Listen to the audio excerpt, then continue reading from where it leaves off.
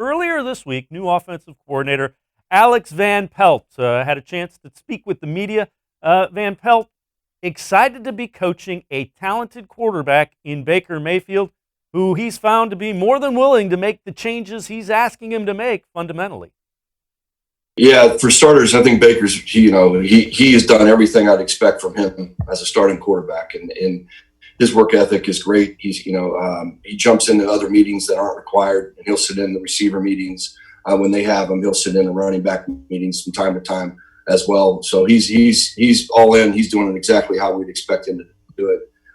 As far as the standpoint of our offense and the people we've added, obviously extremely excited about the additions to the offense through free agency and through the draft. Hats off to the scouting department for bringing those people in. I thought, man, we hit it out of the park there. Extremely excited about what we have. Can't wait to get together to see it all unfold in person. But if you just look at the players that we've acquired and the people we've added, I think that you would say our side of the ball, we look like we're in pretty good shape, from a personnel standpoint. Just excited to get in front of these guys and get to know them better as people. Alex Van Pelt, Browns' new offensive coordinator, as well as the quarterback coach. Let's welcome in Browns beat reporter Dan Labbe. Dan, I think an underrated addition to the Browns this year is that man, Alex Van Pelt. I think the lack of a true quarterback coach to kind of bend Baker's ear when he saw some fundamental things going sideways a little bit last year kind of contributed to the poor offensive line and the spiral that was 2019 for Baker Mayfield. What do you think? How important is Alex Van Pelt to getting Baker Mayfield headed in the right direction? Yeah, I mean, it's huge. And I think it was very clear from the start when he came in and we had the introductory press conference with him. And one of the first things he said is, we're going to change Baker's footwork. Yeah, I think you should have your left foot forward when you're in the shotgun, and that's what we're going to get Baker doing. He talked on the call this week a little bit about Baker's footwork coming out from under center. That's a clear message that he's putting out there publicly that I'm here to coach this guy, and I'm here to make this guy better and help turn him into the type of quarterback we think he can be. And you're right. I think that was something that was lacking last year. It was such a buddy-buddy system, right? Freddie Kitchens gets that job in part because of what he did with Baker Mayfield. Ryan Lindley, really got put into an unfair position. He probably isn't ready to be an NFL quarterbacks coach. That's a really important position, especially when you have a guy who was a number one overall pick in his second year. So it was an absolute priority to go out and bring in an offensive coordinator with experience who has worked with quarterbacks, had success with quarterbacks, and he's going to be able to push Baker Mayfield along with Case Keenum as the backup. Those two guys are going to help sort of push Baker Mayfield to that next level.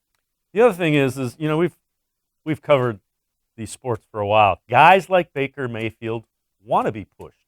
They want to be coached. That he's the type of guy that wants to be as good as he can be. That means when something's going wrong, you got to tell him and challenge him.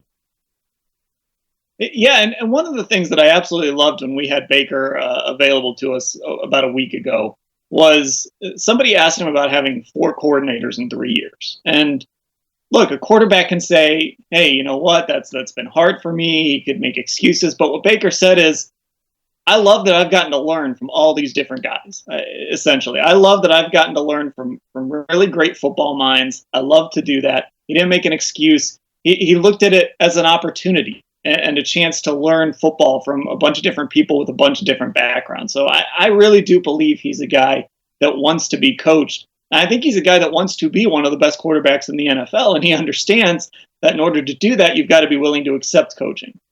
When you look at the role of elite quarterbacks, always have guys that have coached them, and it's usually the guys that coach elite quarterbacks that are in line to be head coaches in this league. So you see why Alex Van Pelt thinks, this is my project, this is my way to become a head coach. I think that's kind of the mindset. Anybody that gets into that profession at that level wants to eventually be the head guy. Yeah, for sure. I mean, it's the most important position in sports is the quarterback position. So if you're really good at coaching it, you're going to be able to get a job at the next. Look at the rise of Cliff Kingsbury. He coached Patrick Mahomes at Texas Tech and coached all those great offenses at Texas Tech. But it was really after he coached Mahomes that his star really started to rise.